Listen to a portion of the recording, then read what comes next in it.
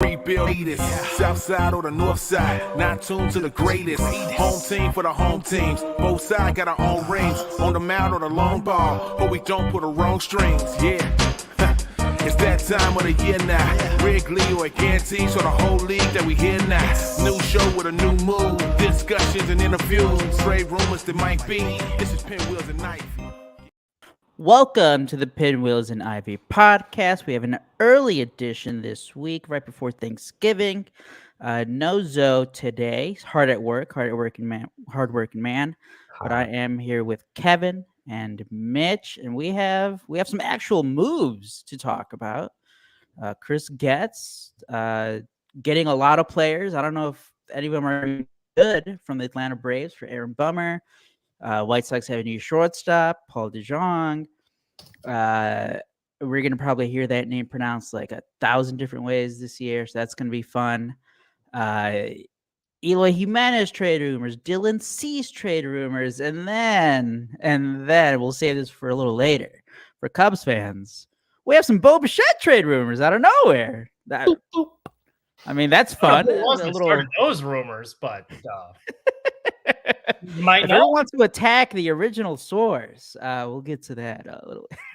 We're gonna have all of Canada just flying into Vegas, Kevin. I know. Well, I mean, they can come visit the Cup if they'd like.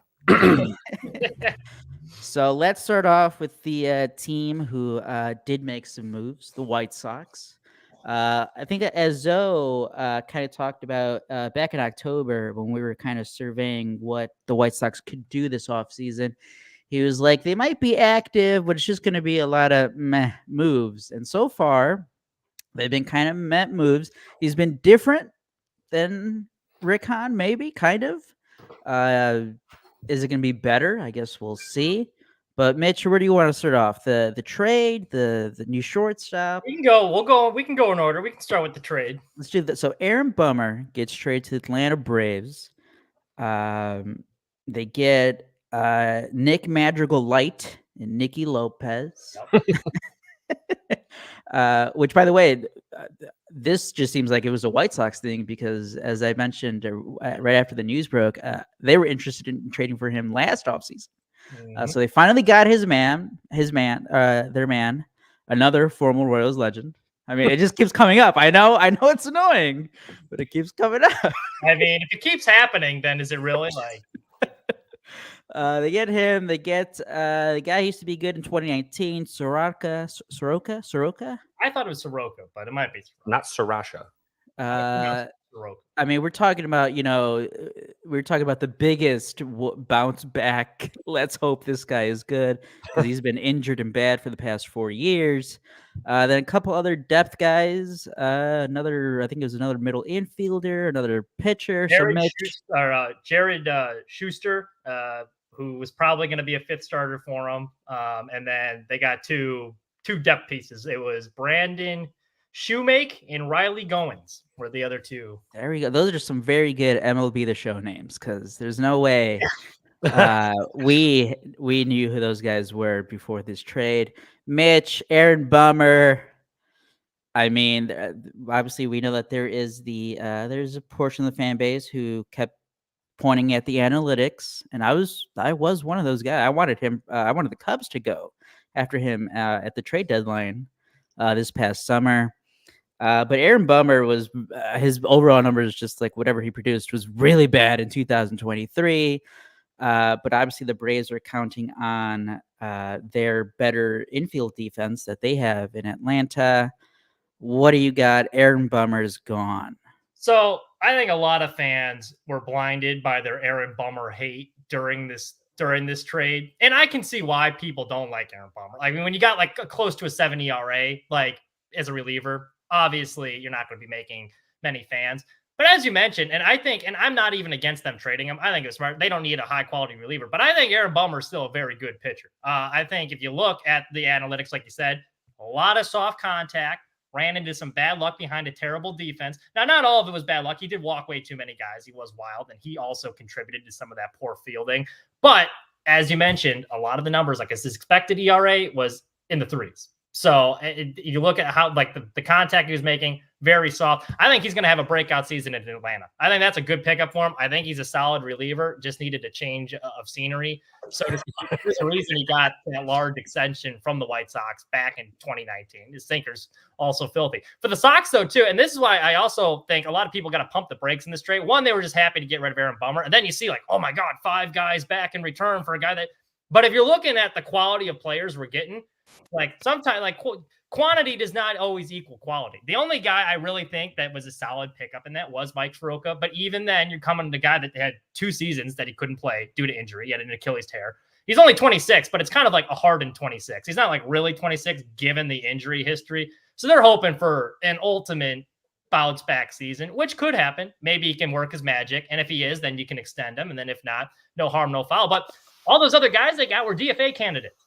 So it's not like they got anyone the Braves actually wanted. Like, and then they got like the Shoemake and Goins were just like kind of throwing a dart, like just throw on pieces. I don't think they got like any quality for Aaron Bummer, especially when Getz came out and said like, yeah, we had a couple teams interested in him. I feel like they didn't really maximize the value they could have gotten out of him, getting a bunch of guys they probably could have gotten anyway because they were going to get DFA. I am interested to see what Soroka can do. He was very good before those injuries. 2019, he was 6th, I think, in the NL Cy Young voting. So, he was great. Nicky Lopez too. I mean, I guess come on, Mitch, you got to give Nicky Lopez more love. This is what the Sox are going to be now. They want to be the fundamentally good defensive team, contact hitters. That and the DeJong move, which we'll get into. I think both is not. I'm back. He told us what direction he wanted to go in. Younger, more athletic, better, or not young, more athletic, better defensively. And he's putting his money where his mouth is there. But Nicky Lopez is not a good hitter. I do not think I think he's more of a utility infielder. We already have enough of those. So the bar is set pretty low at second base, but I don't think Sox fans are going to be that happy with Nicky Lopez. Sure, the infield defense is going to be good, which will be nice, but man, the offensive numbers pretty rough when you look. Nicky Lopez. I was looking at him back because he had that one great year. I think it was 2021 maybe or 2022 when he hit like 300 for the Royals. He put up like a 6-WAR season because he still played a pretty good defense at shortstop, and obviously you get more value there.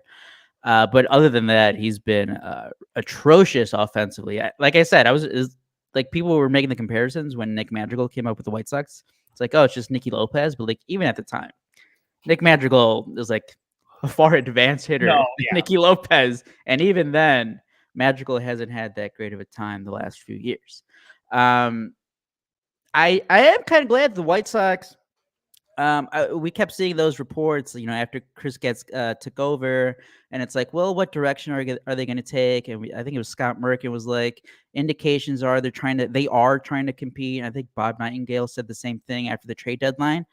But if you look at these moves, and we'll get into you guys' new starting shortstop now. This just reminds me of the Cubs 2022 offseason. Or like, no, the Cubs 2021, 2022 offseason. They did get Stroman and Seiya Suzuki that offseason, but most of the other moves were like fringe MLB guys who had success in the past. You're hoping that they bounce back. You're hoping that everything goes well, and maybe you're in the wild card race.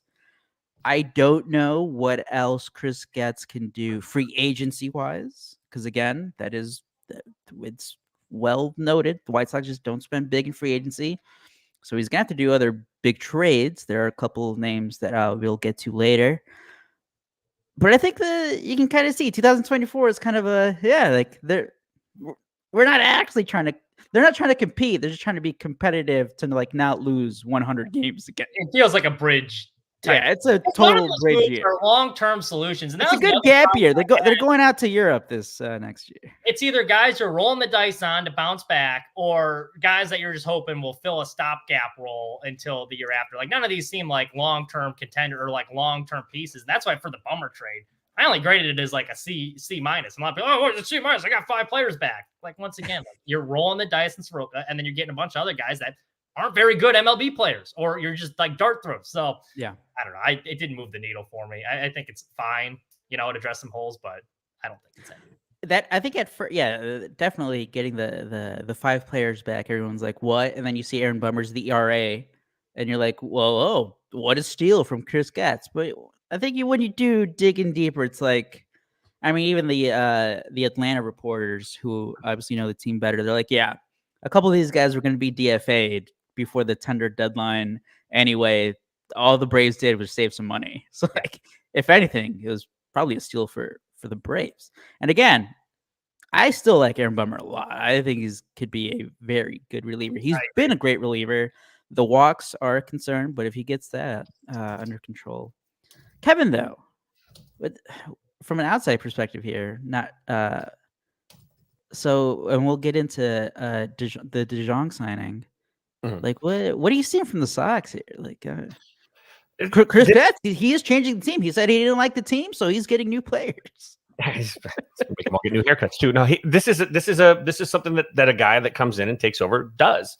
He's probably, when you are not in charge, right? So like, I'm sure Chris Getz sat last season because he was part of the White Sox organization, probably sat and watched and observed a lot of the stuff that's been going on over the last, whatever, couple of years. And when you're in those positions, you're kind of like, if I were in charge, I would do this. You're kind of like in your own private way. You're not telling other people this, but you're playing the game too, right? You're trying to play that strategy game too. Like, well, if I were in this situation, what would I do? And so Getz has probably had like what I would do as a plan. And Zoe's with us, by the way, if you guys are listening at home.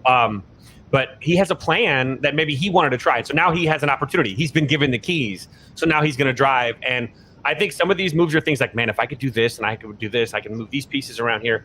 So you'd think that he almost can come out a little hot because he is familiar with the White Sox organization as well. But the one thing that he needs to do more than anything, and these are nice like fringe moves for the White Sox, but if he really wants to get the White Sox fan base like really supercharged, he's going to have to make some sort. I mean, cutting Tim Anderson is not the move that like moves the needle, right? It's got to be some acquisition where White Sox fans go, oh, okay.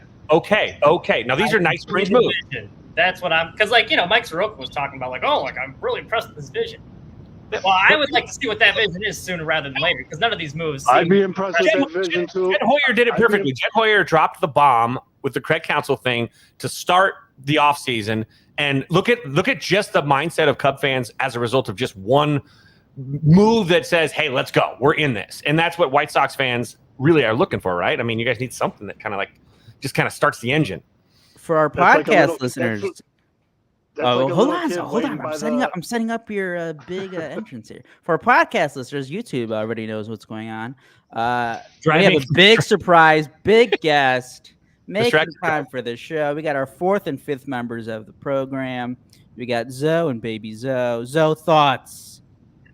I said waiting for him to drop that big move is like a kid waiting by the fireplace on Christmas morning waiting to see the fat fuck. It ain't happening, dude. So 10 and 2. No, Thank you, Bardo.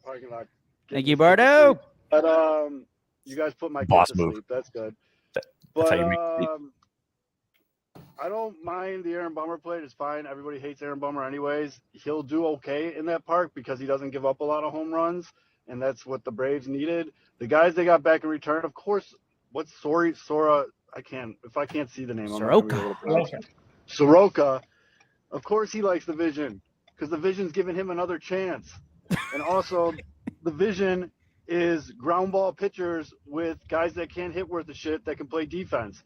Do you know how much money I'm going to make this year betting the White Sox unders? This kid's going to college off that.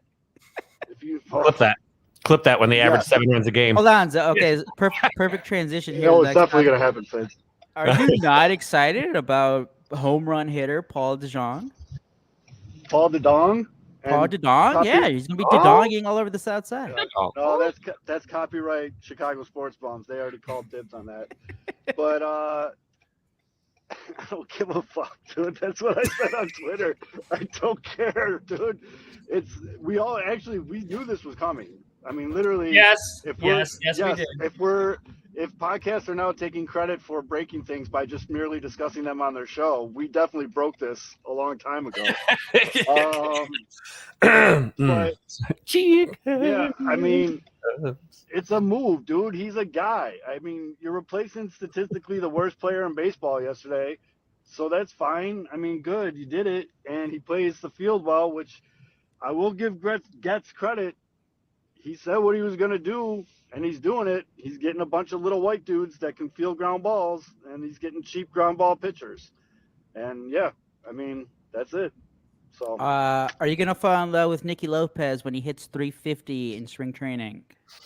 No. yes, and apparently Cardinals fan called Paul DeJong Paulie April, or was it Paulie April? Because apparently he starts the season really well and then disappears. So get ready for that love fest, baby. Woo! It's gonna be Mitch's favorite player. Mitch is gonna have the '83 throwback Paul DeJong in fucking 2 months. All right, Mitch, Stand over you for it, is Paul DeJong going to make you forget about Tim Anderson becoming an all-time White Sox? It's not even like in this year for me, and I was trashing DeJong a few weeks ago because I don't think he's a good hitter anymore. There's a reason that he got traded for and then DFA 13 games later. He's not good. Now the defense will be better. I can't even be upset about the move though, because it is just a placeholder at the end of the day. It's cheaper than Tim Anderson. Maybe he'll hit a few home runs. He'll play some good defense. So I get why they did it. But I'm still, I don't know. It's not even worth being upset over. But I would still rather. Well, here. Baby Zoe, give us your reaction to Chris Getz's offseason. Exactly. He's fucking sleeping. So. he also could be pooping at the same time. Correct. No, all right, Fitz. We going to potty now, buddy. Me and but you were sleeping and shit. I mean, we both learned. Stars are playing old man standards too. Buddy might shit his pants last week. So, all right, fellas, but I just want to chime in while I had a minute. Apparently, driving around a Jewel parking lot the day before Thanksgiving, probably not my brightest idea because I almost got in 3 accidents doing this. You're cold. It kind of reminds me of Fids when like the camera goes haywire on your end, but it's in cars. Yeah. Those could have been people at your wedding. They were cold. They were cool. All right, fellas, I'll keep listening. Thanks for putting Baby Zoe to sleep. Happy Thanksgiving, everybody. Appreciate you. We're very thankful for all your love and support over the years, and especially this year. It's been a fantastic year, and I will see everybody next week. Let's go. All right, Zoe also wearing a Dodgers hat. He's ready to cheer on Dylan Cease out in LA. We'll get to that after some Bo talk. Which, by the way, does include the Dodgers. Ironically enough. That's been one of the first mentions this offseason. Mm-hmm. So, Kevin, you know what? Just take it away. Bo Bichette, Cubs. What have you been hearing? What have you been not making up? We need to make that very clear. We're not just making things up for clout. Yeah. No, and if you've listened to the show for a long period of time, let's just preface it for this first. For those of you that might be joining us for the first time, let's just preface this with where I'm from. I'm here in Las Vegas. Okay. Those of you that listen to the show know, and yeah, I'm going to have to mention it. I was Chris Bryant's high school baseball coach for 4.5 years. So during my time here, I've built a lot of relationships with scouts. I mean, God, when you have one of the best players in the country playing for you for 4.5 years, you're going to build relationships with every single skill advisor, skill evaluator, every person that, whether it's Keith Law down the line, these people, you build relationships. And so I've 25 years in this community. It's like it's smaller than the average community as far as baseball is concerned, especially if you were in the late 90s, early 2000s. And so we've built a lot of relationships here. So yes, on our show, we've broken a lot of stuff. When I joined the show, if you guys will recall, the Bryce Harper to the Phillies thing was the first thing that I dropped on this show. And that was in like November, right? When I was at the winter meetings. And I told you, that was like my first thing that I ever did on this show was the Bryce Harper to the Phillies thing. With Chris, I have a policy and, and I've been 100% right on everything. Like you can go back to everything that I've gone on record for and you can say that it's been 100%. And I have a policy that I don't go on record unless I can have 2 unrelated sources confirm the same thing. And in this case, it's not 2 unrelated sources. So I'm, that's part of what I'm kind of like prefacing this with all this stuff. When I do have everything, I'm going to drop it and you're going to know it's going to be heavy and it's going to be hard. And we've seen that stuff, whether it's with like signings or whatever. Or with, even just this year with KB coming back, I was first person that reported on the Friday before he came back for the Rockies, and a lot of people assume that it's always Chris Bryant stuff. And then, yes, I do get a lot of stuff from KB, his dad, their connections. Shreve is like a little brother to me, pitches for the Tigers, but I also have other relationships. And, this is kind of a nice little reminder that I have, we have spider webs out here where we are all connected. And this has nothing to do with Chris Bryant or Jason Shreve. And this is something that has happened, which is, I got a text message a couple days ago. What was it? 2 days ago? 2 days ago? Yeah, Monday night or Monday afternoon? Monday afternoon. Yeah. So from a scout friend of mine who Just to give his resume a little bit, he called the Soto to the Padres trade, and he also told me days ahead of time, and I didn't throw it out there because I don't cover the Diamondbacks, but he had the Paul Sewald trade long before it happened. So you've got all these, little birds. Like all I need to be is a eunuch and bald, and I can go on Game of Thrones. But he sends me a message, and he lets me know. He goes, "Hey, I know you like this kind of stuff, and obviously, I know you're a Cub fan, but I just want to let you know that the Cubs have put in a phone call. Again, this is just one person, so this is not. I'm not confirming this. This is just what I was told. I will go on record, and we'll talk about all the follow-up that's happened now in the last 48 hours since this. But he told me that the Cubs called the Blue Jays. Specifically, the Blue Jays did not hang up, and the Blue Jays were entertaining the discussion about the Cubs trading for Bo Bichette. And yes, God dang it, if someone asks me where will he play because he's a shortstop, okay, I could almost put the picture up on the show and just leave it up, okay? He's going to play third base. The whole discussion was to trade for him to move to third base. And so this is it. It's a phone call. It's not a trade, but the fact is, from my guy, is that this phone call wasn't a shut up, Jed, click kind of phone conversation, right? It was an actual conversation that had, it wasn't just a, hey, buddy, how you doing? Bye-bye, and click, hang up. So that's where it starts, right? And then yesterday, obviously, again, I didn't put the phone call out there. A couple people in private, like with us, obviously, I told these guys about the phone call. Bleacher Nation, I talked to a little bit about the phone call as well. Then yesterday, I got to go back through I got to make sure I give them credit. I think it's Locked On. Is it Locked On Cubs? Locked On Cubs. Matt Kazi then tweeted yesterday afternoon that I'm hearing the Cubs have talked to the Blue Jays about Bo Bichette, who would play third base for the Cubs. It was because I did tweet. I said, what would Cub fans think about Bo Bichette playing third base every day at Wrigley Field? That was my tweet. It was like, me, you guys know me. When I'm being coy about something, I know something, but I can't confirm it. So I'm just going to play around with it, right? Like I kind of dance around it a bit. And that was my little dance. And then, yes, he popped out and says, that was hinted at K-Fitz yesterday. And then he brings up that John Morosi had mentioned the Cubs' interest in Bichette last year. Now, Bichette is signed through 2025. It would cost a big return. But here's the kicker. John Morosi also was the reporter that had Dansby Swanson to the Cubs like from the start. So there's another weird connection there too with that. And so that happens. Well, today, of course, I wake up and I'm on the West Coast. So this would be 5:33 my time. So I didn't see it when it happened. But John Morosi then update on Bo Bichette trade scenario. Here's a point to ponder. How would a Bichette to Cubs trade impact the way Ohtani views both of these potential suitors? Citing me and Matt Kotze with that tweet. So now we've got this discussion going on. It's actually become a national thing. And yes, there has been a phone call. And those are unrelated sources, I guess I could say, right? John Morosi's not going to bring this stuff up other than he knows something a little bit more. Bleacher Nation wrote a story. They've asked around and said, yes, there's a phone call too. And their most recent story that they wrote today too. So it came out of the blue. That's the crazy part. This came out of nowhere. I don't know Bo Bichette from my elbow other than he was on my fantasy team 2 years ago and he screwed me because he wasn't really that good. He got hurt a lot. Great hair. Yeah. And so obviously I started doing my digging and then you find the connections with 2 weeks ago, 3 weeks ago, whatever, the Dodgers were looking at Bo Bichette as a possible trade partner. So this is not this is so funny. Those tweets have turned mild-mannered, polite Canadians into total assholes, and it's freaking hilarious because I've interacted with more mean Canadians in the last 48 hours than I have ever interacted in my entire life. I could run through Toronto, with a giant, Stanley Cup, it will never come back to Canada shirt on or something, and people would still be nicer to me than they were like the last 48 hours from Canada. So that's kind of where we're at. The trade packages, this is the best part about the offseason, and this is the best part about the hot stove stuff, is that Cubs fans are so scarred from the last couple of years of like milk and toast stuff from Jed Hoyer that like when we finally can actually have these discussions because we know Jed Hoyer is going to do something big. This is the fun part of it. Are the Cubs going to get Bo Bichette? I don't know. Maybe they called about it. Are they going to get Pete Alonso? I don't know. Maybe. Are they going to get Juan Soto? I don't know. Are they going to get Shohei? I don't know. You know what? We'll know it when Jed does it because you will never know. Just like with everything else, you don't know Jed's going to stab you till the dagger's already in, right? Jed's a fucking ninja now. We've now learned what he did with Counsell. Everything is on the ninja move now. He's going to come up behind you like Arnold Schwarzenegger in full like camo and just be like, chill, right behind you or whatever. So this is the cool part about it. And so now we talk about the trade packages, right?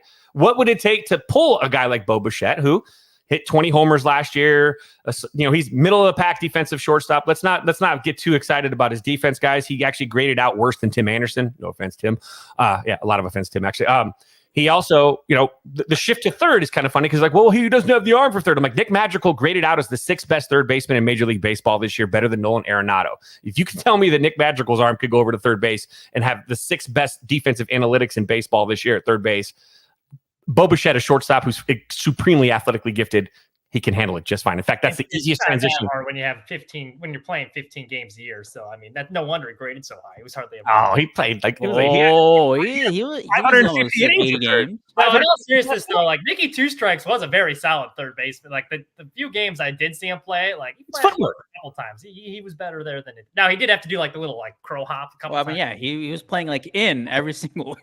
Third base is footwork and reaction. That's it. And everything else is quick release. Like get rid of the baseball and it gets you quick so you can get rid of it quick. And that eliminates that need. A guy like Bichette, that Gold Glover though too, like to his left, and then you got another Gold Glover up the middle at second base. I mean, that'll also help a lot with his transition to third, I would imagine, even if he's not the best fielder. Then you're getting that offense in theory. I mean, I'll bite the bullet on some subpar third base defense. Here's the kicker. People forget Javi Baez, his defensive analytics are actually better at third base than they are at shortstop.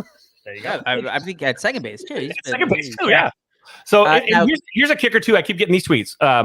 Why do we want to convert a shortstop to third base when we got a prospect like Matt Shaw in the farm system? I'm like, guys, Matt Shaw is a shortstop that's converting to third base possibly in the farm system. It's the same thing, except. And follow-up question: are there any names? Were there any names shared that the Blue Jays would be interested in? No name shared, but if you look at it, it's going to have to be a major league ready player that's going to be able to obviously take the offensive load off of losing 20 home runs, which to me, Christopher Morel hit 26 home runs last year. There you go. You got a guy, the major league ready guy. And I think it's going to take a combination of probably 3 of the Cubs' better prospects. I've been throwing out, like, I think it would be Owen Casey, Colorado. I mean, he's a Canadian. It writes itself, right? A Toronto Blue Jays prospect that's one of the best prospects in baseball that is Canadian. It sells itself. Great stories. They would love that. And then you got to look at, I'd say probably like a Canario. And then I think somewhere between a Shaw and then a Luke Little, actually, it might take. I don't think it's going to take Pete. It's not going to be Pete Crow Armstrong. Pete Crow Armstrong's not going to go anywhere. Not with this contract situation and where it's at. He's relatively underpaid right now, and his contract's up after 2025. You're not selling Pete Crow Armstrong for basically a 2-year rental. Wants you to believe. Right. Well, but that's the thing too. It's not. We're overvalued. I saw someone today was like Justin Steele and all. I'm like, bro, Justin Steele. Oh yeah, that was coming from Blue Jays fans. We're like, well, let's not do if you're getting Bichette, we're getting all your players. It's not gonna cost PCA. It's not gonna cost a Horton. It's gonna cost a Morel, and then like a Casey, a Shaw, and then maybe like an arm, like an arm that's probably like a AA, maybe a little higher. I think it would have to be one of the MLB ready guys, like an Assad, a Wicks. Be that too. Guys who have already been up and have some pedigree of success. I would work too. I think Morel would be the big name there going back, and then one of the. I mean, Shaw.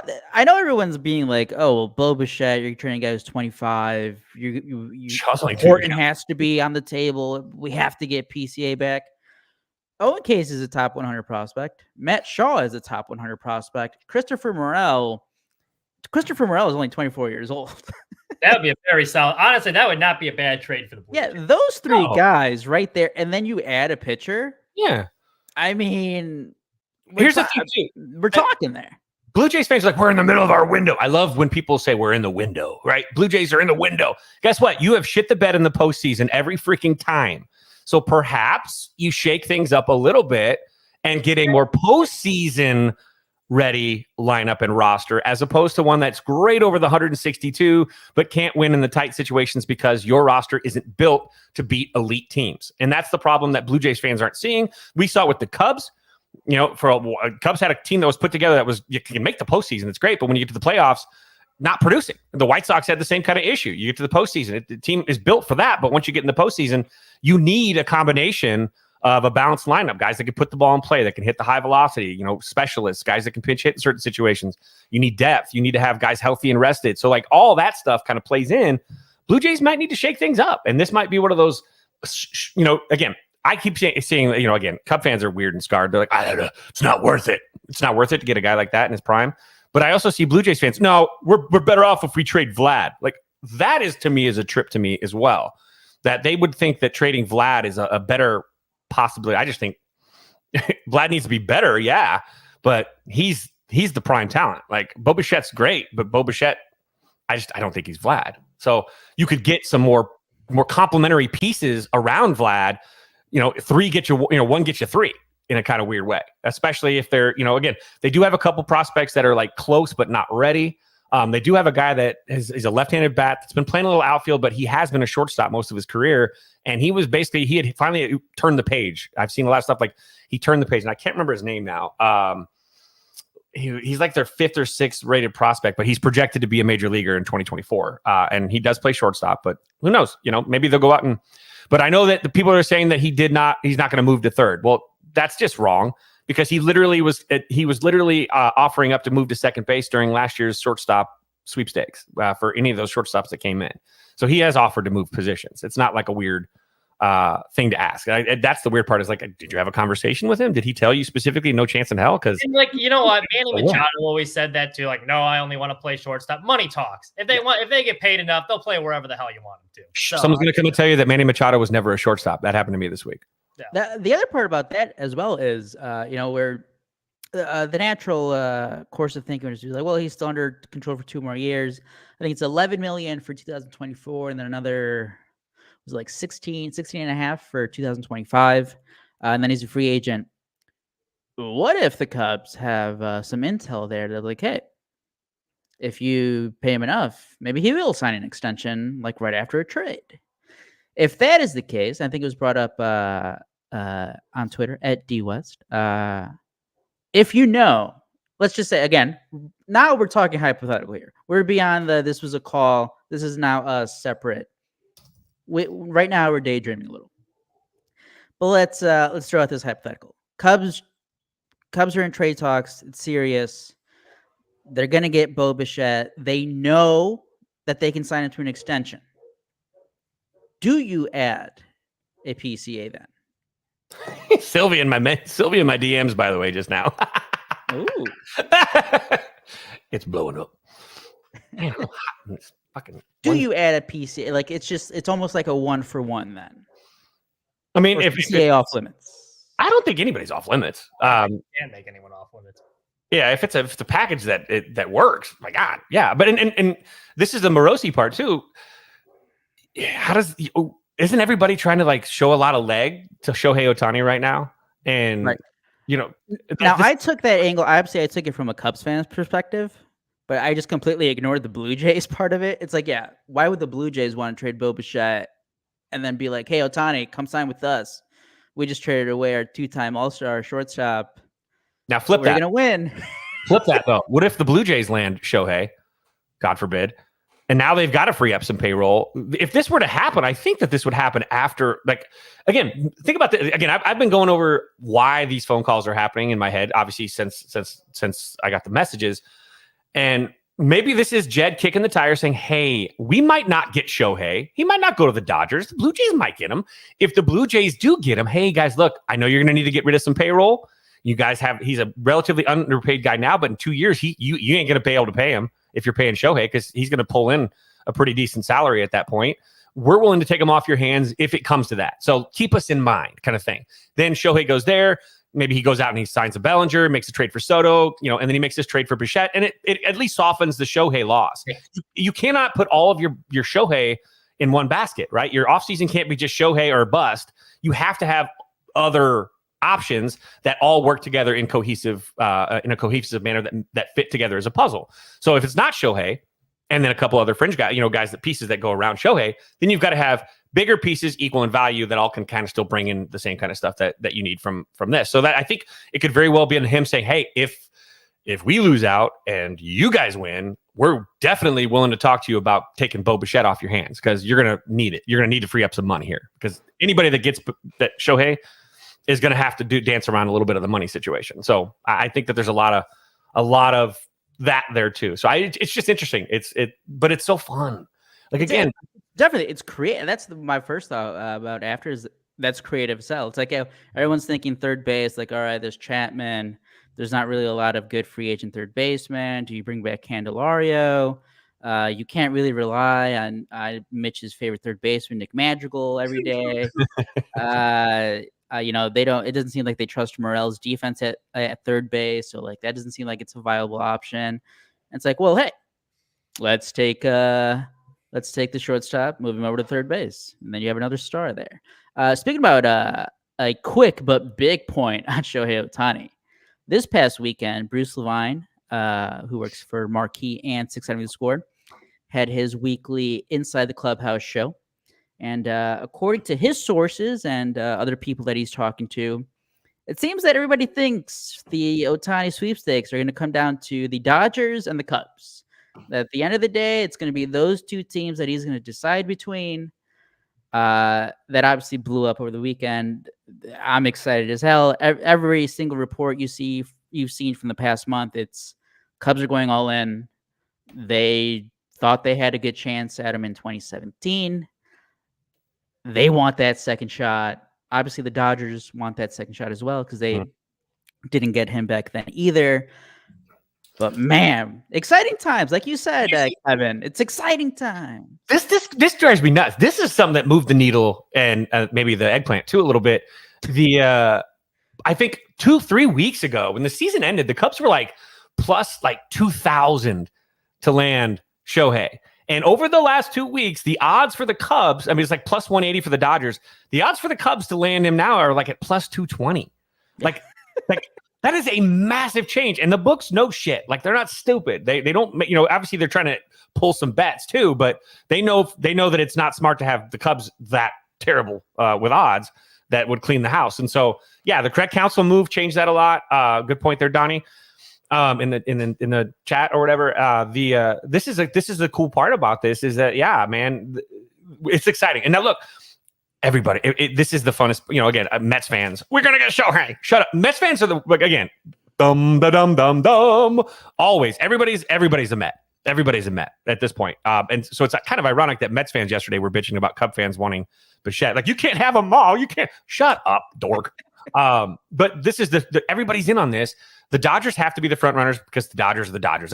It really is the Dodgers because the Dodgers have shown like the willingness to do this, that it makes them the front runner. Yes, they had Hideo Nomo back in the day too. So people I think are using that as like a little bit of an example.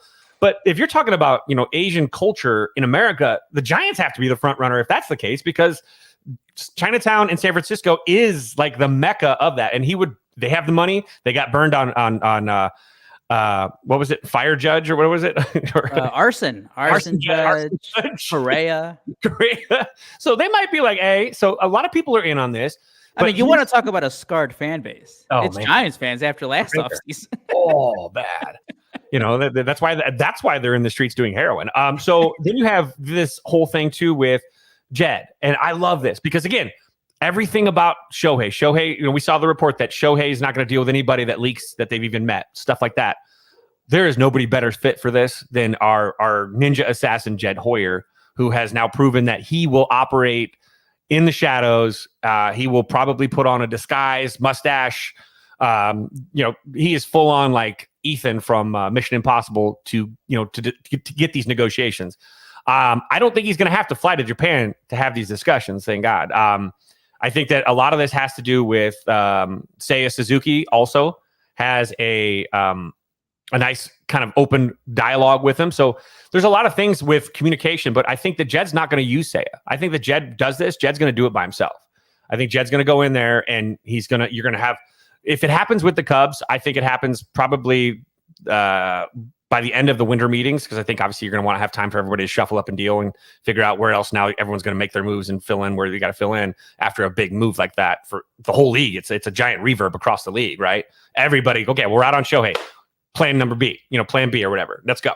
And that's what I was going to say, even for the Cubs, especially because you see a lot of people like, how can you pay someone like $500 million or however the contract is? I mean, Tom Ricketts, he's not a dummy either. Like, he's a kind of a shrewd business guy. Signing Shohei Ohtani is such a good long-term investment. Because if you imagine, like, he was popular enough in LA, but like half the country can't watch him because he's playing all these late games. In Chicago, major market once again, right in the center, more primetime games. Plus, you got all that money from Japan that's going to be coming in with the massive fan base he already has. That is such a good investment for the amount of jerseys you're going to sell, primetime games you're going to get, like long-term. And that's why I think even for Chicago or LA, like, you're damn right it's worth $500 million, because not only you're getting the best baseball player of all time, arguably, that's such a good return on your investment. Yep, and I don't think that Tom Ricketts is not an idiot. This is the weirdest, craziest part. He might be a cheap ass, whatever, blah, blah, blah, but he's also, like you said, he's a shrewd businessman. This might be, a Shohei signing might be easier to sell to Tom Ricketts than a Cody Bellinger signing, than a Soto trade, or Alonso trade. He knows flat out the billions of dollars the Cubs are going to make on the Shohei market all by himself. That's the big key. And what that's a perfect thing that you said right there, Mitch, is that you invest $500 million in Shohei, you're going to get a return of probably 1.5 billion, 2 billion at the end of the whole thing when it's all said and done. And Tom Ricketts, if anything, he's proven that he's fine with playing the long game. We've seen this now since he literally just kind of played this whatever dum-dum while the Cubs tore down the 2016 title team. He can play that role. He can play the long game all he wants. So I think that this one, it's an investment in more than just baseball. It's an investment in jerseys and hats and T-shirts and advertisements and cross branding and activation and all the marketing stuff that throws out there that he brings to the table. And then you open up an entirely gigantic international market with your Shohei Seiya combo. And then maybe you go get what's his name? Go get Yoshinobu Yamamoto. Get there you go. Yeah, me. Rich dropped off here. I hope his internet didn't go out again. But I was going to add to that. My computer's about to die. I'm trying to get a charging here because I had to switch locations. I look like a zebra for those of you listening. Like my regular thing, I've never recorded during the day. The lighting was awful. I looked like a zebra. It's not good.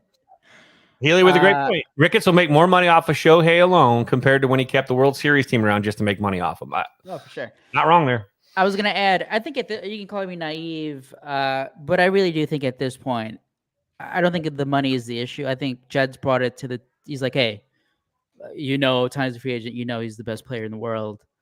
We're going to go after him. I don't think money is a problem right now. I think it's ultimately Shohei Ohtani deciding, they want to try something new, go to Chicago, stay in the LA area. I don't think money is going to be an issue there. I was going to use this question to transition over back to some White Sox other trade rumors. So if we're talking about trades here from the Cubs perspective, who would you give up the farm for? Bichette, Soto, or Cease? Soto. I would also do Soto. Not Cease. Not Cease. Sorry, Jordan. Love you, Jordan. Soto's still like 20, 25. He's just generational hitter. Hey, they're the same age, right? Him and Bo Bichette are the same age, right? So now we don't have to worry about the age discussion. Right. It's Soto all the way. It's absolutely Soto. Absolutely Soto. Yeah, that's the thing. Even with that, I think because Bo Bichette is younger. Nah, but Alonso's would be fourth. I don't know. No, he would be ahead of Cease. Maybe ahead of Cease, yeah. But no, I think he would slightly. If Cease can have a solid and this one, I would. You would have to give up more Cease, I think, than Alonso. I would almost wait till the trade deadline to try and flip him if you're really trying to maximize value, because if he has a good first half, I already think you're getting a top 100 prospect for Cease at the very least. But he has a better bounce back first half, especially now with that improved defense, all part of Getz's massive plan now. I think too, when you think about it, sorry, with Cease, I keep going back the other day. Sorry, this guy, we were talking about the Cease trade. We were discussing the thing from Sox on 35th when they were doing all the different trades or whatever. And the trade from Jordan Lazowski was it was like Cease for and it was basically like all the Cubs' top farm prospects, which is never going to happen. And I had this debate going on. I wasn't debating, but these two dudes because it was part of my post, so that I just kept getting push notices. And these guys are arguing, and literally had a guy say they were arguing about Cease versus what's his name in San Diego, Cy Young, No. Blake Snell. Oh, Blake Snell. And yes, Blake Snell is a 2-time Cy Young Award winner. He's the reigning Cy Young Award winner. And the argument was, who's better, Cease? Who would you rather have, Cease or Snell? And God bless baseball fans sometimes, but one of them in the argument said that if Blake Snell is your ace, your team is very bad. And I'm like, how do you have an argument that if you have a 2-time Cy Young Award winner as your ace, including the reigning Cy Young Award winner as your ace, your team must be bad? I don't get that argument, but that was kind of like the World Series with that? people. Yeah, I was like, people will circulate a reason, right? It's like it's hard.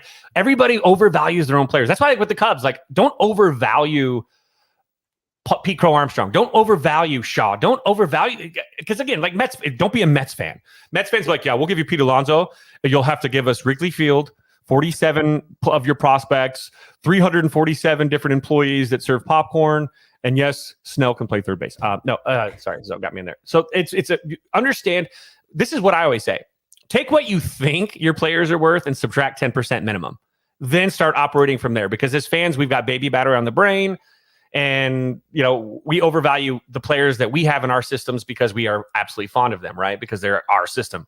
And then we undervalue other systems. People. That's why when I see Blue Jays fans like the Cubs don't have anything, I'm like, it's a fucking top 3 farm system, jackass. They have plenty, but you're minimizing others because you overvalue your own. And if there's a deal there to be made, you can't get too attached. I always will say I'd rather trade for proven major league talent with question mark prospects than just say do the old prospect pervert stuff, which is kick the can down the road. Here we got PCA coming, we got Shaw coming. We don't need to do that. No, you need to do it. If it's there, you do it. Like you don't bet on question marks. You just don't. So Mitch, the latest White Sox trade rumors. Dylan Cease, the Dodgers maybe poking around. Bruce Levine, again, another Bruce Levine mention. I think was from earlier today. He believes that both Dylan Cease and Eloy Jimenez will be traded this offseason. It's what do you funny. think? I wrote that before it was even popular with Eloy Jimenez. I think if you're going to shake things up, you might as well trade like everyone you can. The only reason I think they're not going to trade Moncada is because no one's going to take that bloated contract. But I think you absolutely trade Eloy. And I still think Eloy has a lot of good baseball left in the tank, but he needs to change the scenery. Credit to Mitch for manifesting that. Yeah, there we go. That 2 for I think the Dodgers with Dylan Cease just makes a lot of sense. And the Dodgers and White Sox have done a lot of business together over the past years. Like, you even go back to the AJ Pollock, Craig Kimbrell trade. They traded again last year in August for 2. Sox got 2 scrubs. They obviously gave him Lance Lynn and Joe Kelly. So they've been doing business for a while. Dodgers need the starting pitching. Just lost Lance Lynn. I think Dylan Cease in that organization really maximizes what he can do as a player. Because I think we've seen that he is a proven made MLB ace. It's just the consistency is not there. He's got to go deeper into games more. The walk rate's got to go down. But the Dodgers also got look at that farm system too. There's a lot of guys they would want. I think for some of the targets, I was writing about this earlier. Some of the names I think you could see, because it's very easy to pop out top 100 guys. Obviously, Dalton Rushing's the main headline that everyone would be focusing on because he's the best prospect and he's also a catcher. Some sneaky guys, though, I think they could trade for. Andy Pages was one that stood out. Right fielder. He got some power there, too. Had a pretty good season last year. Rocket for an arm. We need a long-term right fielder. I think he would be a sneaky guy to look at. Nick Frazzo, another MLB-ready arm that you get back that the Dodgers probably wouldn't need.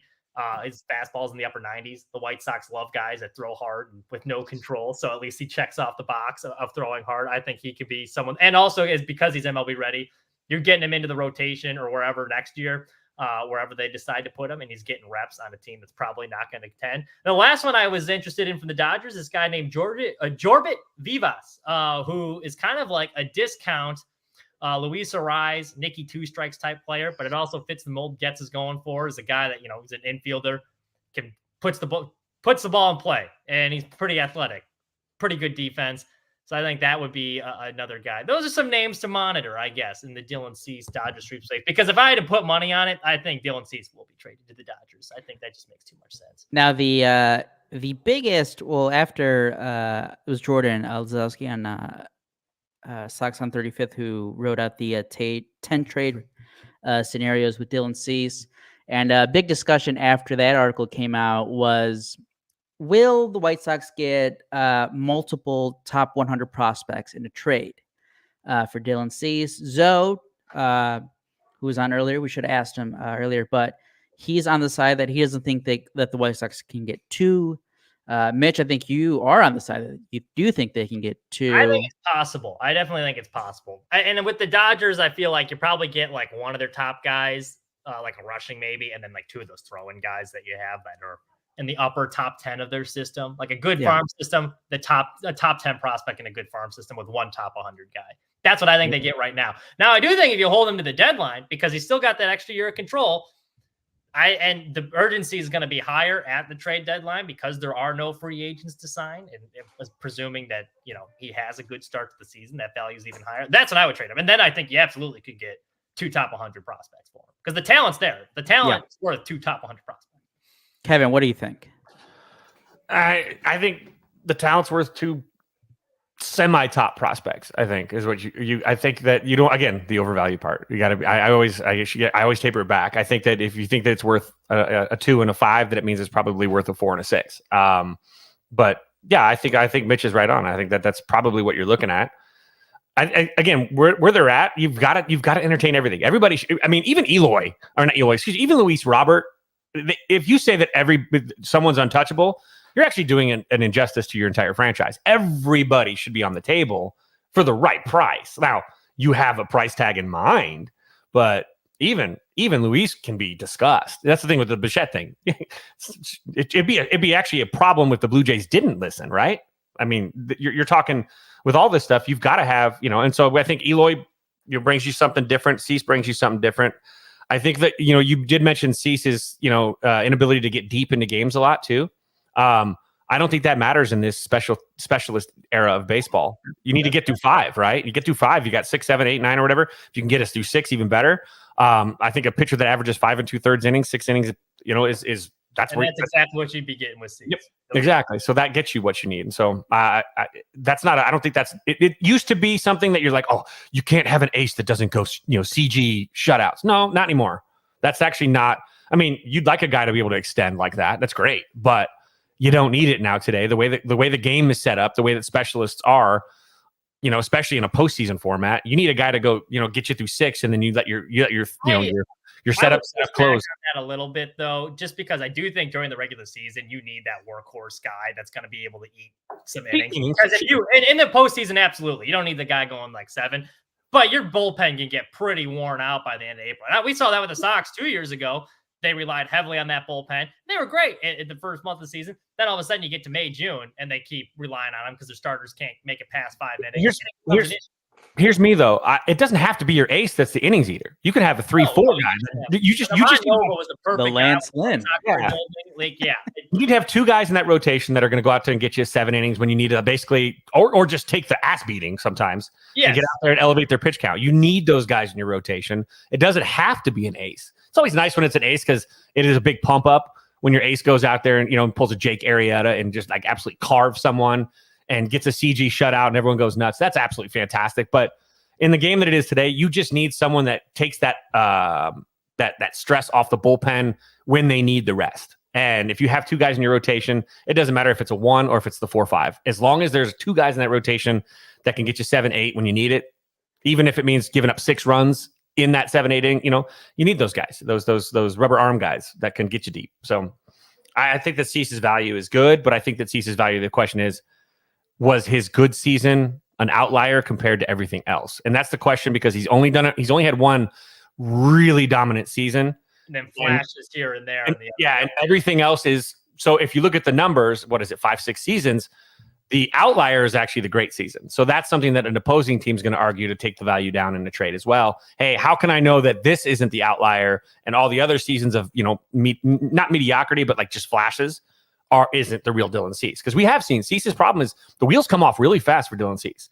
That's the biggest thing I've seen with him is he'll be going and going and going. And all of a sudden, the command just disappears. He loses the fastball command, then it becomes an issue. But here's why I think a team would be invested in him, especially if you have a history of developing pitchers, because he's always, regardless of bad season or not, he produces a lot of strikeouts. He has swing and miss stuff, and that's been consistent throughout his career, even when he's struggling. So really, all you need is just someone that can hone in the walks and minimize the damage control, like when the wheels fall off, That's it. You got your guy right there. You can be a strikeout pitcher if you don't walk guys. But if you are a strikeout pitcher that walks guys, you are the ultimate pitch elevator because you are throwing, every at bat is a 6-7 pitch at bat every time through. If you are a strikeout, because strikeouts are pitch killers too. I mean, if you're a strikeout guy, you strike out 12 guys in a game. And that's why he would go 120 pitches. Or that's why he would struggle to go so deep into games. And a lot of times too, and part of it might be just because he didn't trust his defense, but he'd have an 0-2 count, and then you'd see C start nibbling, and then all of a sudden it's 3-2. So you just wasted a bunch of pitches. So even if you do get the strikeout, you just had an 8-pitch at bat, which is not sustainable. Now that's where the Blake Snell comparison fits. But like you said, Kevin, Blake Snell's had like a long track record of being a really good pitcher. Dylan Cease had 2022 when he was the AL Cy Young runner-up, and besides that, he's been like a 4 ERA pitcher.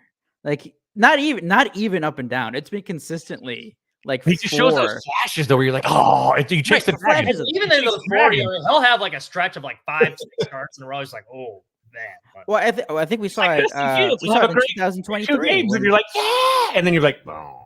Yeah, I think we saw it in 2023. He got off to a rough start, and I think it was like around May or June. He got on a roll, and then the second half happened. And it's like, we started off the show talking about Aaron Bummer, that trade, how the White Sox got quantity, not so much quality there. And then you look at the Braves, some of the moves that they've made, they've taken pitchers who, the surface numbers don't look that great. And then they convert them into, getting the most out of that talent. I can kind of see the White Chris Getz kind of like getting taken advantage of here again, where a team does push hard against the value, and Chris Getz is so desperate to make a move that I'm glad he doesn't get as much. Some of the numbers from last year. Everyone's hung up on the ERA, which was admittedly bad, but it was 12.03 strikeouts per 9 innings, which was the second highest of his career. With rate in the MLB's 87th percentile, which is also pretty good. Expected ERA 3.53, which not terrible, and expected opponent's batting average 2.15. So once again, not that bad. Also, there was 2.7 barrel percentage against him. So teams don't square him up that much either. Like there's signs there that like he's a lot better than his numbers show. I can't stop thinking. You said that thing about Getz, where like he panics over it. Chris Getz is the guy that marries the first woman he has sex with. because like the other part about the Aaron Bummer, like his obtaining him from the Braves is that he has 2 relatively cheap years as being 2 more years left on his contract of being like a solid a solid reliever, and that Dylan Cease is under control for 2 more years. You should be able to get pretty good value, but what if a team they just have Chris Getz in his head, and they're like, no, this guy, he's been like a 4.2 ERA pitcher except for 1 year. We're not going to give you 2 of our top guys. Soroka is going to be the guy that makes that move, that makes or breaks that move, because Nicky Lopez, I do not think is a long-term solution. Too much hate for Nicky Lopez. Naperville guy. I hope he's good. I want him to be well. I want him to do well, but I mean, that one's going to be. We've seen it. We've already seen what Nicky Lopez. Nicky Lopez was great. I think he had like a 1.1 WAR with the Braves, but that's because he was just like a backup infielder, and he didn't have to hit. Which he would be fine is a backup infielder. Yeah. We already got plenty of those. I think Rami Gonzalez's time in Chicago might be coming to an end. Oh, no. No. I guess we can do a quick question for Missy. Will you follow Rami Gonzalez to wherever he goes if he leaves Chicago? Charlotte.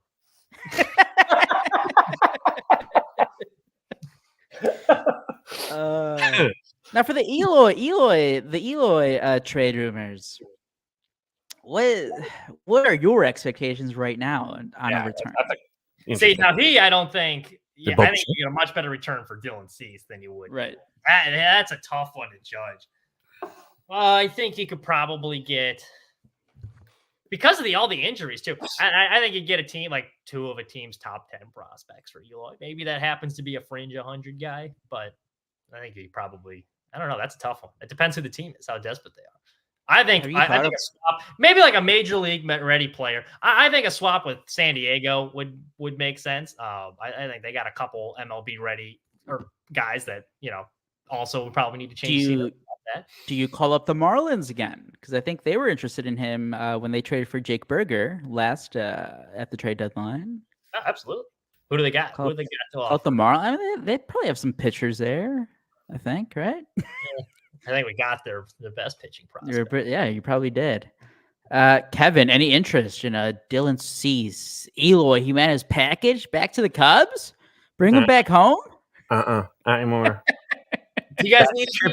That ship has sailed, and no longer are we talking about blankety blank won the trade. Look, the White Sox won the trade. It's time to move on. It's like the Mets trading for Pete Crow Armstrong. That's not going to happen. The Padres aren't going to trade for Owen Casey, and the Cubs aren't going to trade for Dylan Cease and Eloy Jimenez. It's just one of those things where you just better to just find another option, I think. No offense to those guys. It's no offense to those guys either. It would be a really, again, you do have to take your fan bases into consideration with some of the moves that you make.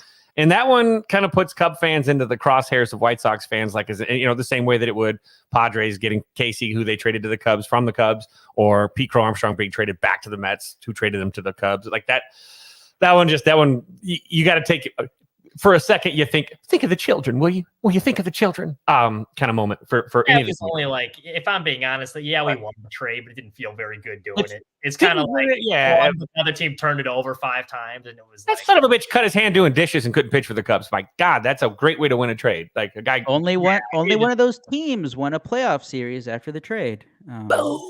Not the Sox. No, throwing out some truth bombs. No. Other news around MLB. Aaron Nola back to the Phillies. 7 years. What was it? 172. That was more than I thought he was going to get. That's more than he deserved. I see Cubs legend Ryan Nick Castellanos out there on the trade streets. The trade block. So I keep saying it that the Sox should get in on that. Sox need a right fielder. I was on the last time he was a free agent. He's going to be terrible out there, but he's going to hit like 35 home runs. He's got better defensively. He's actually improved a little bit. His numbers were not terrible. Like he's right fielder. I mean, he's not a Gold Glover by any means. No, he's terrible. Above average, but I think he's efficient. I think he has turned. People forget smaller park. Right fielder. Especially that offense, perfectly acceptable. He does look like a dog chasing his tail sometimes out there, though. Like sometimes he looks like the ball. I don't care. Like a map. The alternative is we got Gavin Sheets falling over himself and Eloy who gets caught in net. So could be much worse than next to the damn ball. Could be as bad as Vaughn in the outfield. I mean, shit. There you go. Yeah. We got some Japanese pitchers getting posted. Yoshinobu Yamamoto, the 25-year-old phenom, posted. He has, I think, his signing period opened up this past Tuesday. It's 45 days, so he has to be signed by January 4th. There is also Shota Imanaga. He, I think, is about to be posted. I saw that right before we came on. Both guys also have been linked to the Cubs. Yamamoto would be the bigger of the two signings. He's projected to get, we'll use this phrase, well north of $200 million. Oh God! Again, he's 25. He's at like sub-2 ERA the last few years pitching in Japan. He's seen already, despite not pitching in Major League Baseball, he's being regarded as one of the best pitchers in the world, starting pitchers in the world. A little Cardinals noise on Yamamoto, which I don't like, because they signed Lance Lynn and Kyle Gibson to kind of fill out the back end of the rotation, but they desperately need an ace type. And there's some rumblings there. He's a perfect St. Louis pitcher. Lance Lynn is going to give up so many more home runs. He's on a rival team now. When can we start the salad jokes? Please, God, I'm ready for salad jokes. Oh, he was all, I mean, because now we can actually do it and nobody can get offended in Chicago. I told Zoe coming into 2023, I remember that preview show. I told him, hey, man, I know you love Lance Lynn, but I don't think things are going to go well for him. And they have not. So the Cardinals may make some noise there. Maybe Blake Snell for them. Hopefully some other teams get involved there. What else has been going on, MLB? I guess we touched on Bichette. The Juan Soto trade rumors that those kind of died down right now. They'll pick up you though. really heard once it. meeting. Which means keep an eye on him. Keep an eye on him. That's right. Just as soon as it gets quiet, Jed's like, Pete Alonso wants he wants to top the best contract for first baseman, which I think would have to be Freddie Freeman. Mhm. I think he has the highest contract for first baseman. So there's that for the Mets if they want to do an extension, and if not, maybe they do trade him. Chapman. Have you guys heard anything else? No, we got Ronaldo Lopez, old friend. Oh, that's right, the Braves. And the big news is he might be a starter. Yes, we saw that later on that he's going to get back extended this offseason. Stretch him out. I don't like that. The Chapman thing is a good question too. I mean, how much is Chapman going to bring in? Does that affect this Bichette stuff too? Like, if they were to bring back Chapman, what the hell does that have to do with Ronaldo Lopez? No, I was just saying. I forgot that he's one of the guys that declined his offer, so he's out there as well. He's one of the 7, along with Jason. Bell. Oh, Jason. There's some Jason Hayward to the Cubs again. Someone Jason asked Hayward to the Cubs. There's for free. It should be for that free suggestion because of all the money that he has taken for doing nothing. I know it's gonna be taken as a joke, but I keep saying if the White Sox want, we're gonna be good defensively, we want some leadership in here. Jason Hayward's a good fit for the White Sox guy. Hey, although his defense has regressed quite a bit. His offense was a little bit better last year, though. Yeah. His offense got better. His defense got a little worse. Clubhouse guy. I like it. Clubhouse guy. For a year, they're not yet. I'm about for a year.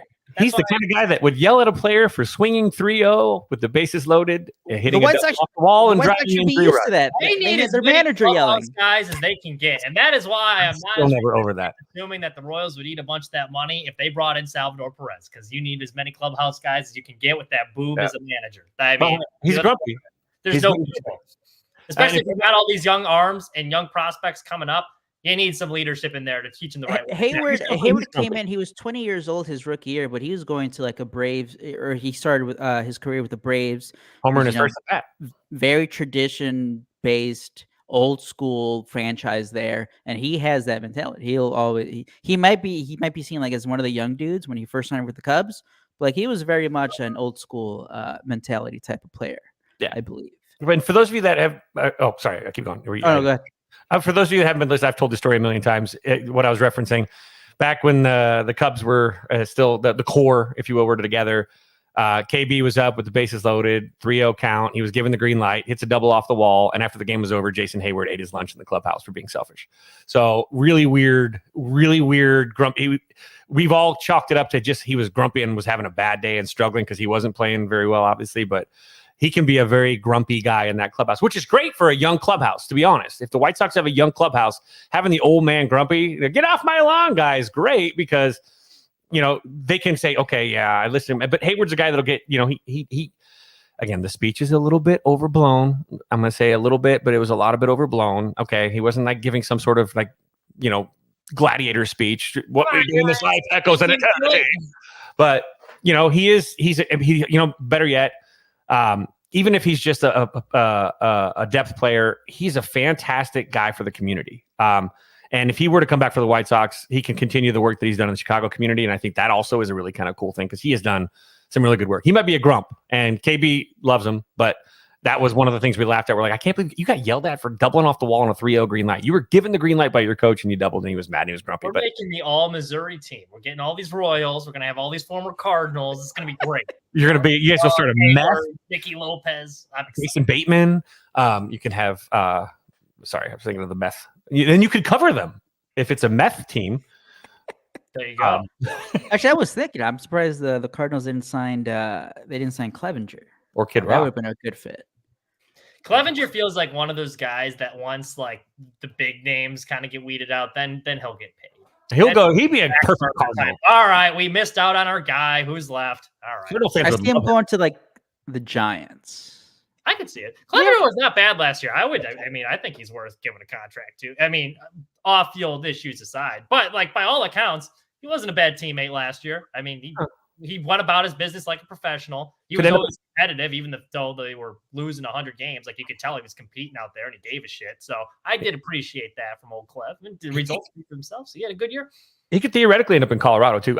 This is something nobody's talking about. Again, this is I know it sounds really strange, but Giants, Giants and the Rockies both being kind of like the back end of that division now with the rise of the Diamondbacks.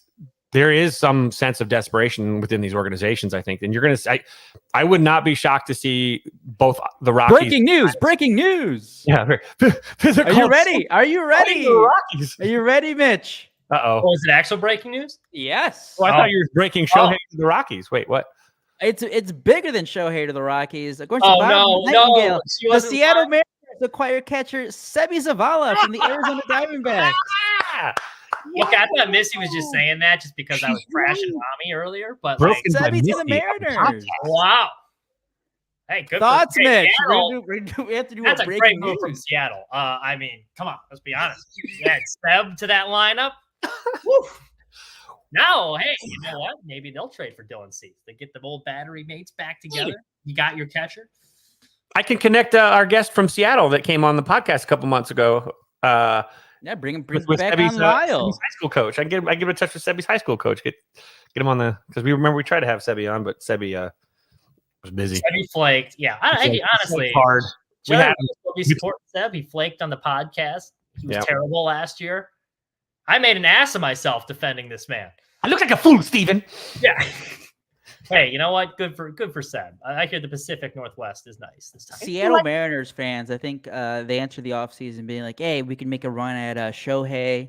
And then I think it came out a week ago that they're like, it's not realistic for them anymore. And now they get Sebi, though. So that should make them feel better. What did they get for him? Half a jar of mustard pickles? What the hell was they? Let's see. What's the update here? They got some Jardinier. Bob Nightingale update. Red Mill burgers, perhaps some bacon from the Red Mill. Ooh. Wait. Well, okay. So this was a follow-up tweet from Bob Nightingale. Zavala is a part of a bigger trade with the Mariners that the two sides have discussed for weeks. Oh. So I don't get if this is past tense, like he was part of a bigger trade, but that broke off, or this then they like just decided. Yeah, what's the rest of this trade? Come on, Bob. Seb is a headliner in this trade. That would be. He is the big part of the trade. Hey, it's a talented. Seb. Hey man, Sebi Zavala is a great depth catcher. And just a fun name to say. So, yeah. You know, it's also fun to say Bo. I already saw Bichette happens as a shirt for obvious shirts. That was a good one. Sorry. Well, sorry, or actually not sorry. We broke some news here. Big trade live. Good thing we picked a good time slot today. There we go. Come on, Bob. Update something. How is this part of a bigger trade? Nothing yet. All right. I do kind of like to think that Bob is he hears stuff and he drops little nuggets. Like, again, I think that's part of Bob's thing too. But how do you report this and not say it's still out there? It just says Zavala is part of a bigger trade with the Mariners. So what the hell's the rest of the trade? Between him and then Levine's fucking tweets where it's like, is this English? What is this shit? God, please check. Double check. Bruce has to use just speech to text, right? Yeah, like or something. He just talks into the phone. Like, I hope this comes out right. All right. So, any other MLB offseason rumors or other tidbits you guys have seen, want to talk about to end the show here? I think we covered it. Just again, this is Thanksgiving week, so the winter meetings are now upon us. So I don't think you're going to see it much, after today, probably because of the holiday. Although I did point out this in a message, it's not Thanksgiving in Japan. That's true. Oh, Jed late night trip. Black Friday. No, Jed's already there. Jed's there. It's just what better way to celebrate Thanksgiving holiday than going? Actually, we can end on this. Back to Shohei Ohtani. It came out that he wants to hold private meetings, and he will hold it against teams if anything leaks. That's why Jed is so valuable. That's why Jed's so valuable. He's a ninja, man. He's gonna go back in there and he's gonna be like, you won't know Jed Hoyer has made a deal till the deal has been announced, basically, at this point. Hey, I like that though. That's a good for Shohei. And look, I'm going to say this too. I don't think the phone call that I'm talking about was something that came from the Cubs, from the person that sent it to me. I think that they're more than likely to have a connection with the Blue Jays than the Cubs. So I'm assuming perhaps they heard about the call from the Blue Jays side of things, not the Cubs side of things. Just because the person that is my source deals primarily with American League teams. I guess I'll put it that way. So that makes a little bit more sense to me. Rick Hahn on the DMs. No, I'm just kidding. I still got Sylvie in my DMs right now. I think that's really funny. D. Sylvie from Waddle and Sylvie? Yeah. Uh-huh. Mm-hmm. All right. There we go. I went on their show. He wants the inside info too. Yeah. I went on their show one time. I had just eaten a ghost chili or a Reaper pepper chicken finger. Sylvie, we need a new quarterback. He had me on after the All-Star break, and I was like, guys. I was like burning and sweating and like pacing around the house because my mouth was burning at the time. But this one, no, they're okay. They're Waddle obviously, and we talked about snakes under the bed. What would you rather have? A snake in your toilet or a pack of baby snakes under your bed? And that was a really interesting debate that we had. What was your answer? I would rather have them under the bed. I can just jump into the bed. I can, if I'm taking a poo, I don't want to get bit in the butt. So anyway, hater to the Cubs. That's a interesting question. I would not like that move. Hater's a hard guy to root for. It's like Mike Clevenger. It's also, I know he's great closer. He's the shutdown guy. I did not like, besides what happened before, his stuff that he was doing with the Padres, being like, I'm only getting 3 outs. If it's not a safe situation, don't even think about calling me up. That's kind of not a team guy. Not a team guy. I agree. That's not what you want from a professional. I think he was literally like, we're not in the playoff race anymore. Which they were still, technically. Like, they were. Like, until the last week. They were, yeah. I don't know what the hell he was thinking there. Bob Nightingale just has not updated after just dropping that this is part of a bigger trade. Because Sebby is the bigger trade. It's a huge that would be hilarious. Just tomorrow he updates. And the trade is completed. Sebby Zavala to the Mariners for cash. For cash considerations, our favorite player. Yeah, I love Cash. He's such a good ball player. He brings about a lot of. Where is Cash? Where's our? He's in our little picture, aren't we? Where will Cash play though? Third.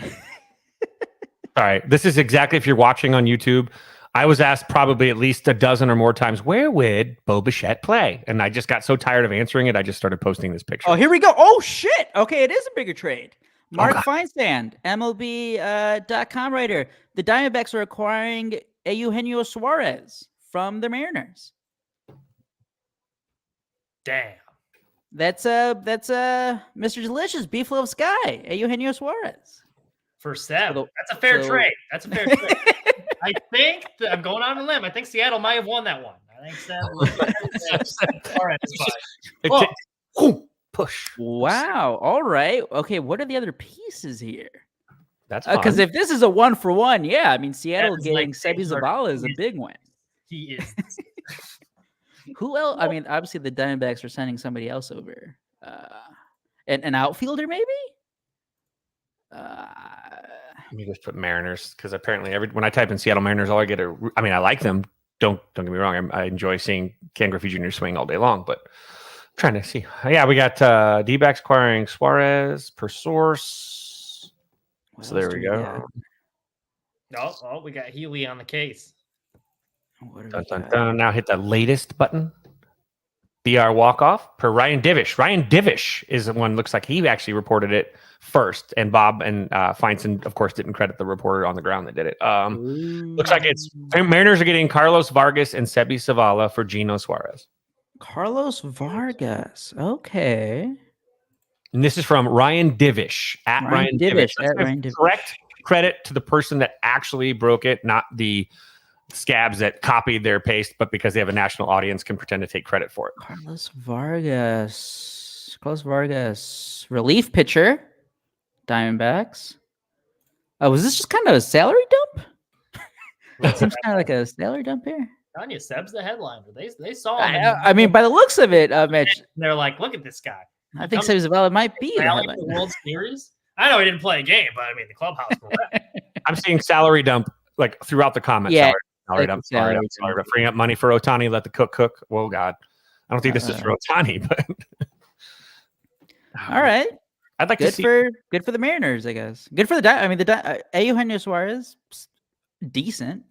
Seattle fans, you're gonna love when he goes off for a random July 3 home run game.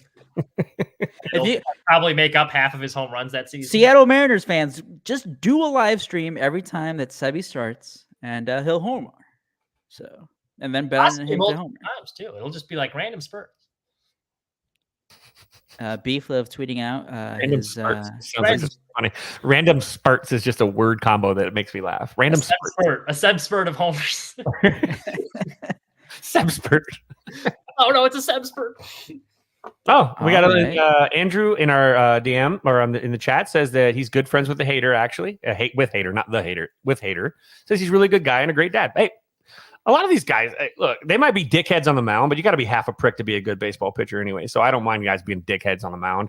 If they're a good guy and they're a great dad, that's cool with me. Like, I mean, they're not Pete Rose who, introduces his mistress to a bunch of, 12-year-old kids like what the camp I was at a couple years ago, where he's like, this is my mistress, not his wife, his mistress.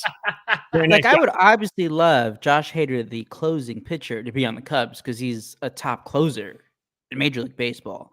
But he's going to cost like $100 million, maybe. I think the Cubs can just allocate that money better elsewhere. I think so. That would be my main pushback. He obviously we don't know him. He probably is a good guy. I'm sure he is a good dad, but there's not. I mean, you brought it up. There is some red flags, like just from based off what we've seen, what we do know. Yeah. And he had the tweet. Was he the one with the tweet back when he was like 12? Yeah, it was when he was. I think it was during like the All-Star game. Maybe he was pitching well. That's and then right. Yes. But besides that, it's what he was pulling off with the Padres. That'd be like. That's the red flag. I already apologize for that. I'm all for second chances. But yeah, the Padres thing recently, that's kind of a tough look. Was that part of the COVID stuff or no? Not the Clevenger COVID stuff. That's different, right? Yes. No, that was different. No, I'm talking about him being like, I'm not going to pitch if it's not the ninth inning. Oh, that thing. Yeah. He's like, it's not a safe situation. Well, not me. More than 3 outs. I would love a Josh Hader on my I'd sign me up. Chris Getz follows the White Sox GM tradition of getting a great closer when you have a bad team. We made all these small moves to free up money for Josh Hader. Rick Hahn's like, we have our closer. I know we're down 7, but he's going to get some light work in today. He's not going to come in. It won't be a safe situation. It's going to be great for Hader. He's going to get the bag and then have to come in maybe like 20 games a year because they'll never be in the league. Hold on. You said he's going to get the bag. Then he's not going to the White Sox. Yeah, that's true. Their shit comes in a Ziploc. The way that Jerry likes to pay. Coming to the end of the show here. $1 bills spread out on the bag. That's like a couple singles, like a 5, and then like a crumbled up 10. It's the scene from Friday when Smokey is counting the money to Big Worm, but it's the same 520 bills, but it's $520 bills. Yeah, 20, 30, 20, 40, 60, 80, 100, 120. It's like, Josh, here's 100 million. I got more here. Was it is it Rounders? What is it where he puts the Monopoly money in the middle of all the cash too? Shit. Like, don't worry, this is a placeholder. This is where the actual money is going to be. That's better than money, sir. Those are IOUs. 400,000 for a car. Might want to hang on to that one. It is Thanksgiving week. Going to Thanksgiving. We do for Zoe, for Mitch, for Kevin. We all want to say thank you for all the support another year. I know it's not the end of the year, but let's give some thanks. A lot of support this year over the years. Mitch now in his second year. Kevin's basically been with the show we started in May and then he joined 5 months later. My anniversary, my 5-year anniversary is December 6th. There you go. That was my first. So baseball takes, and you guys keep coming back every week. Yeah. We have some of the worst. I think my favorite was. And we were all in agreement, I think, at the time. We were dumbfounded when there was the trade rumors between the Brewers and White Sox. White Sox sending Nick Madrigal to Milwaukee for Corbin Burns, and we're like, why would the White Sox do that? Bad look, but you guys kept coming back after that. P&I bump. If you guys want to jinx a player, good or bad, we're right there with you. Actually, real quick before we go, real quick, baseball wise, what are you guys most thankful for right now in 2023 as we head into the Thanksgiving holiday? Tough question for Mitch. Whether it's your favorite team or the game itself, anything you've seen. Okay, if you say you're thankful for fucking pitch clocks, I will jump through this goddamn camera. But something you are thankful for right now, whether it's your team related or baseball as a whole related. You guys go first. I'm gonna have to think hard about this one. Ooh, I mean, I know. Again, we've been talking about it for a few weeks now, but the last time that the Cubs could have signed a big superstar, it just never felt like that was a real possibility. And for them to be on Shohei Ohtani and them being expected to be in on Shohei Ohtani, it's come a long way from please meet with Bryce Harper, please do something, please don't settle. So, hey, we took some shit for a couple of years there, but the Cubs are finally maybe acting like a big market team again. So I'm thankful for that. I'm thankful for Zoe's timing. Sorry, I just told us it's great how a random Seattle Mariners money dump trade impacts like two White Sox Cubs podcasts with Beefloaf loving Suarez and Mitch being the number one fan of Sebby's for no reason. Just for the record, I fully acknowledge that he was not a very good player, but I still stand by my. You still got to stand by your guys. Yeah, exactly. Kevin, what are you thankful for, baseball wise? For me, I'm thankful that we are now on the back end of all. I mean, those of you that have been watching and listening to us for a long period of time, the trade deadline in 2021, we were live here when everything happened, when the team was basically cratered. Obviously, the connections and the emotions that was the most emotional I've ever been on a podcast. I mean, obviously, I think we both cried at least at one point. Obviously, there's a lot of history there, and that for me has taken a long time for me to recover because having a player that I coached do so much for the Cubs and have all that stuff happen all around it. Being a fifth generation Cub fan, someone that's lived, breathed, and died the Cubs' entire life, it's almost like you don't want the guys that you coach to play for your favorite team because this is what happens, I guess. But that really traumatized me a lot. I was very untrusting. I've said a lot of shit about Jed. I still think Jed is a snake in a sense that he'll tell you to your face and then stab you in the back, but that's fine. I think he does good at what he does. He seems to be doing a really positive job of taking other people's talent, even if drafting doesn't always seem to work out for him. And I think now that we're here to this point, I feel like this has been therapeutic. The council thing really was a big bump. But the fact is, this isn't like a seat at the table kind of moment for the Cubs. The Cubs aren't just leaking it out that they have a seat at the table to sell tickets. They are going for it. And to me, the road that's taken to get to this point, the bullshit retool, quote unquote, gaslighting and all that shit, like now we're at this point, from the start of basically the trade of Yu Darvish in the offseason prior to 2021, where they basically intentionally created the team. And then, and Zoe asks where Bo will play. Zoe, the answer is fairly simple where Bo will play. Toronto. Anyway, me, I'd say I'm most thankful for the fact that the Cubs are acting like a big market, are putting on their big boy pants, and are back in the thick of this thing. I really do. I think that if I could I'd be more thankful if the White Sox were also playing at an elite level too, and this could be a great Chicago Red Line kind of thing. But it just seems like it never seems to sync up. I really, if I could have a Christmas wish, it would be that the Cubs and the White Sox are both top contenders, and we can actually ruminate about a possible Red Line World Series. But right now, where we're at, that Crosstown Classic, I think was the closest that we'll ever get, just because it was like the Sox, you could tell were on the rise, and the Cubs were kind of on the back half of their competitive years, like still hanging in there. I think that was the closest we'll ever get. But even then, it was kind of like they're both going different directions, and now we're still going. But I'm thankful that we're beyond this now. I'm thankful that the Cubs are in a place where we can get excited and we can have these hot stove discussions about possibly making big boy moves that might send reverbs around the entire league. The Cubs being back in this conversation, to me, is probably what I'm most thankful for when it comes to baseball or the Cubs in general. And you know what?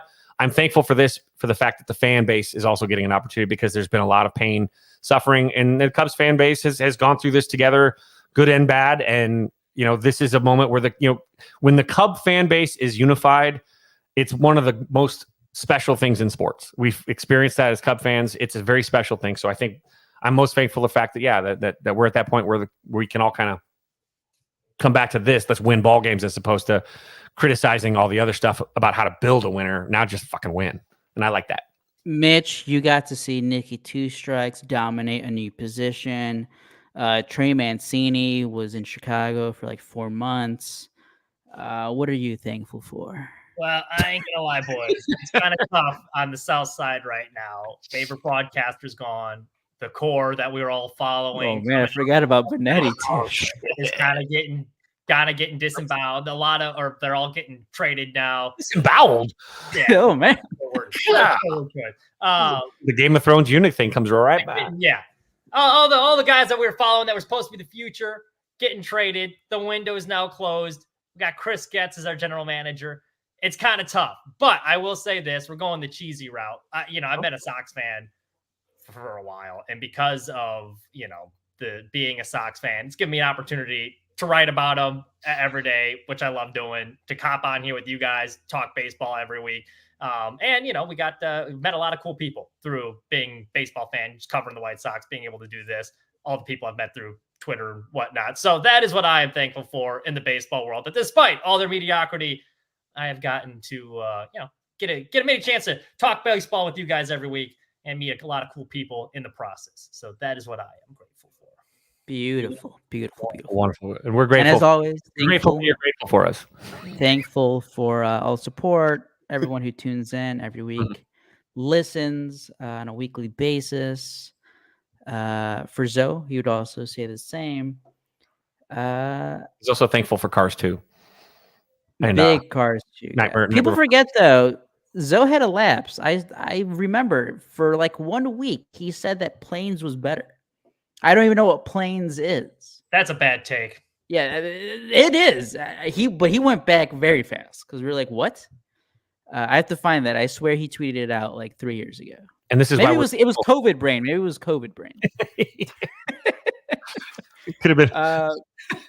Never mind. But for Mitch, for Kevin, Zoe, and Baby Zoe, we're on the show as well. I'm Aldo. Until next week, everyone listening, watching, have a happy Thanksgiving. See you next week.